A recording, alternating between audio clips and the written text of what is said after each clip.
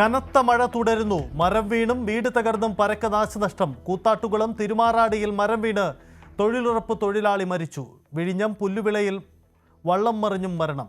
കോട്ടയത്തിന്റെ പടിഞ്ഞാറൻ പ്രദേശങ്ങൾ വെള്ളക്കെട്ടിൽ. ട്രെയിൻ റോഡ് ഗതാഗതത്തിനും തടസ്സം. തിരുവനന്തപുരം കോഴിക്കോട് ജനശതാബ്ദി 3 മണിക്കൂർ വൈകി ഓടുന്നു. ഇന്ന് ഇടുക്കി, കണ്ണൂർ, കാസർഗോഡ് ജില്ലകളിൽ റെഡ് അലർട്ട്.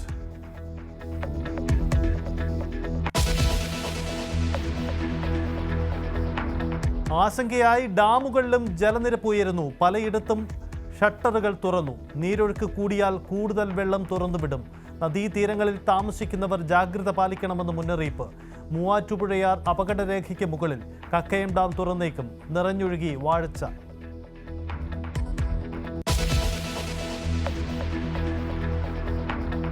അൻവർ UDF ധാരണയ്ക്ക് വീണ്ടും ശ്രമം.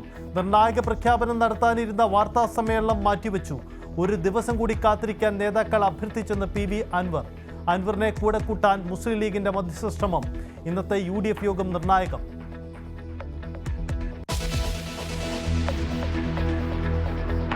നിലമ്പൂരിലെ ഇടതുമുന്നണി സ്ഥാനാർത്ഥിയെ ഇന്ന് പ്രഖ്യാപിച്ചേക്കും. തീരുമാനം CPM സെക്രട്ടേറിയറ്റിൽ.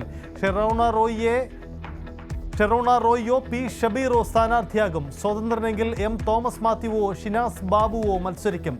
NDA സ്ഥാനാർത്ഥി ഗിരീഷ് മേക്കാടിനെയും ഇന്ന് പ്രഖ്യാപിക്കും.